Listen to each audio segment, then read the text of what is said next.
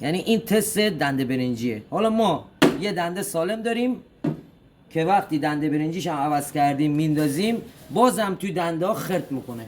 طرف چی میگه؟ میگه من دنده برنجی رو عوض کردم. پس الان ایراد از چی میشه؟ ایراد میشه از نشیمنگاه دنده برنجی. آمده آجی که توی این دنده برنجیه داغی انداخته روی این. یعنی شما اگه 10 تا برنجی هم عوض کنی بازم دنده یکت خرد میکنه. پس دنده رو باید عوض کنی. سنبات هم میشه بزنی ها، ولی کار درستی نیست. پس این دنده رو عوض میکنیم. ببین الان با دنده برنجی نو، با دنده نو ببین الان قشنگ کلاژ میکنه. یعنی کلاژ میکنه یعنی کیپ میشه. ببین الان دیگه نمیفته. الان دیگه نمیفته. حالا کونه رو ببین باز اصلا قفل نمیکنه. اگه دست بزنم میفته. حالا دنده برنجی کونه خودش همون که خرد میکرد میایم توی نوع باز امتحان میکنیم.